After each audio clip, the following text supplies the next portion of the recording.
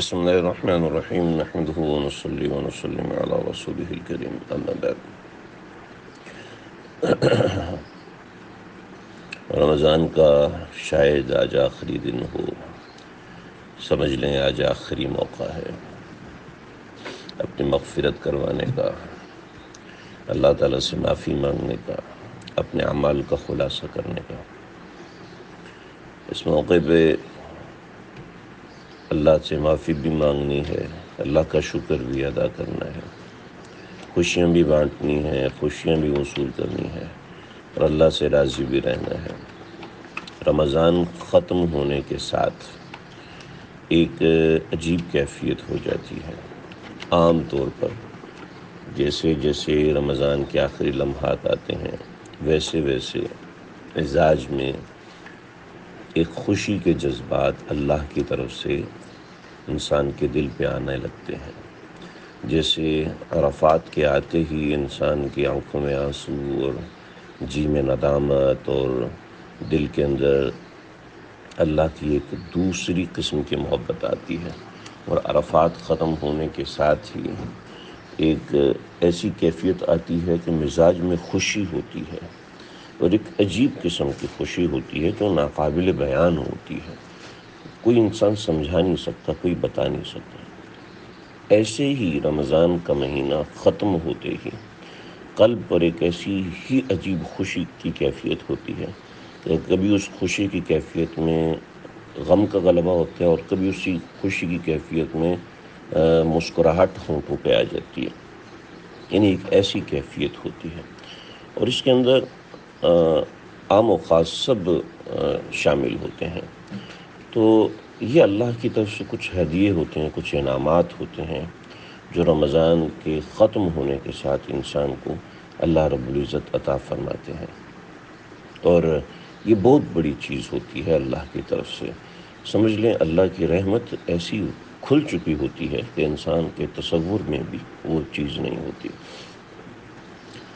کچھ لوگ ہوتے ہیں جن کی کیفیت کچھ اور ہوتی ہے، کچھ لوگ ایسے ہیں جو کیفیات سے ہی مبرہ ہوتے ہیں، ان کو کیفیت سے کوئی تعلق و واسطہ نہیں ہوتا۔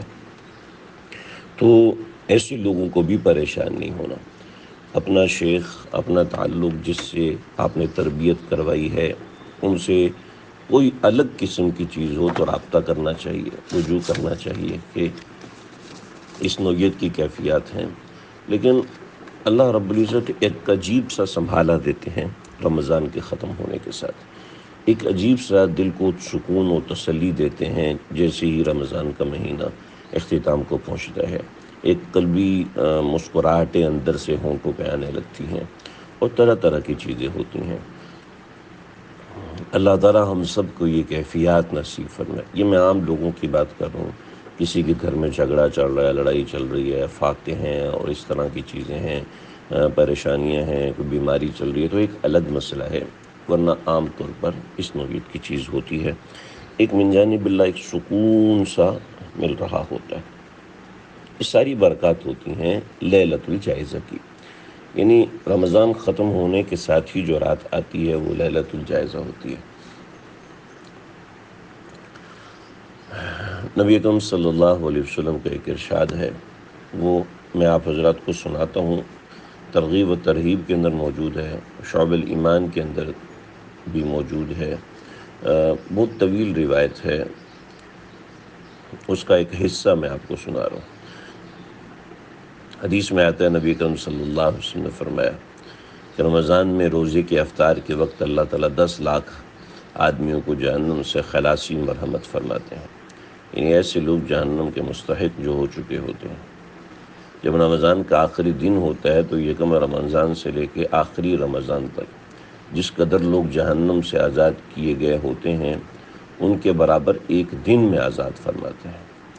تو آپ بتائیں کہ دل میں اطمینان کی کیفیت کیوں نہ ہو۔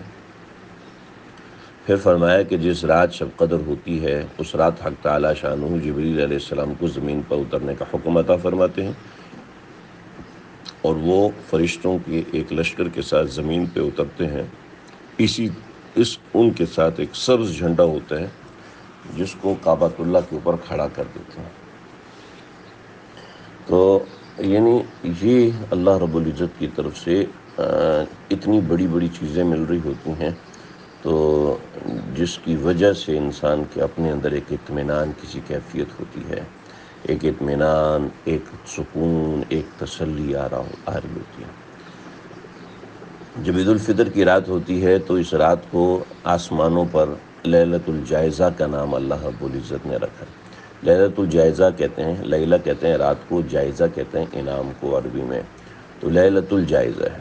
جب عید کی صبح ہوتی ہے تو اللہ تعالیٰ فرشتوں کو تمام شہروں میں بھیجتے ہیں، وہ زمین پر اتر کر تمام گلیوں اور راستوں کے سروں پہ کھڑے ہوتے ہیں، اور ایسی آواز سے کہ جن کو جنات اور انسان کے علاوہ ہر مخلوق سنتی ہے، وہ پکارتے ہیں، اے محمد صلی اللہ علیہ وسلم کی امت، اس کریم رب کی درگاہ کی طرف چلو جو بہت زیادہ عطا فرمانے والا ہے، بڑے بڑے قصور معاف کرنے والا ہے۔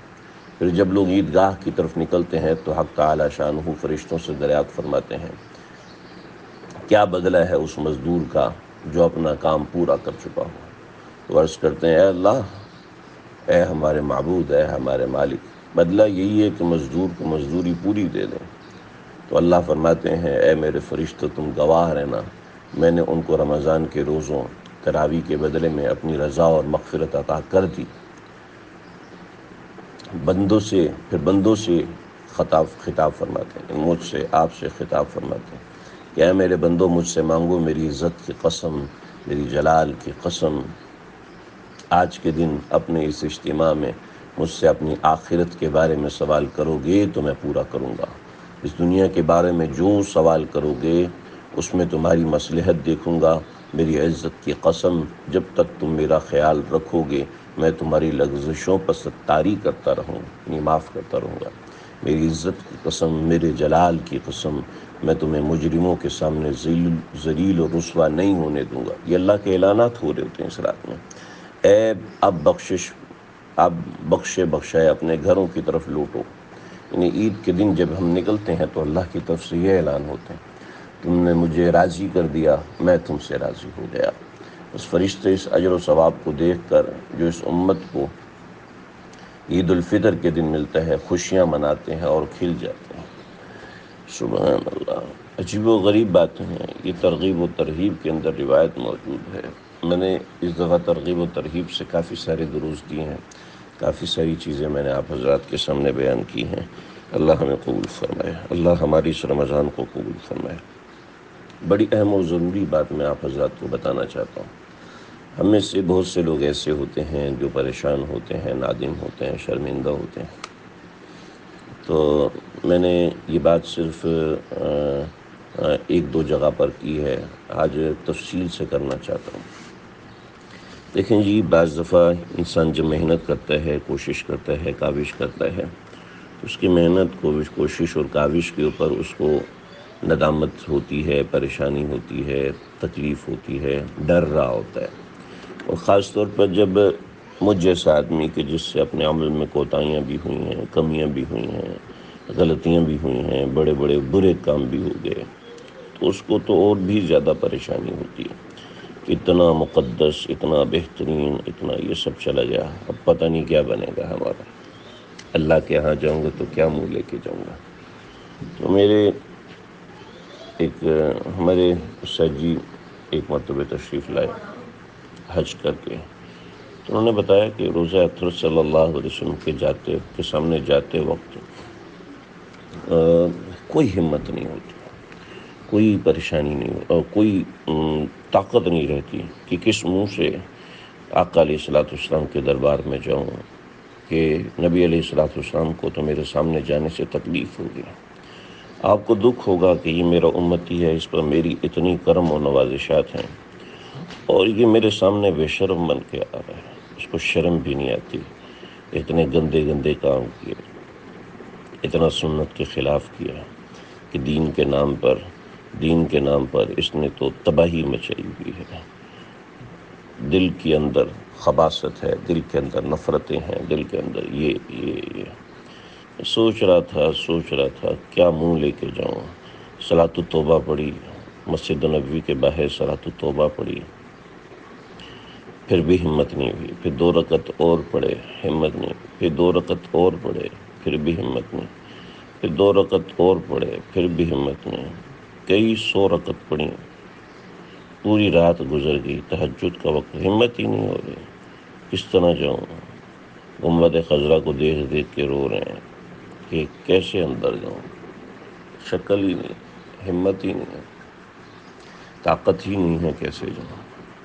لیکن پھر بھی جانا تو تھا، آپ صلی اللہ علیہ وسلم کے پاس خدمت کے لیے حاضر ہوئے ہیں، جانا تو تھا ہی۔ لا الہ الا اللہ۔ پورا دن گزر گیا، پوری رات گزر گئی، ہمت نہیں پڑ سکی اللہ کے نبی کے دربار میں جانے کی۔ تو میں نے ان سے عرض کیا کہ ہمارے ایک عالم دین جاننے والے ساتھی، ان کے ساتھ بھی یہ کیفیت ہے۔ کہنے لگے کہ ہمت نہیں ہو رہی جانے کی، کیا کروں؟ تھے میرے بڑے میرے استاد،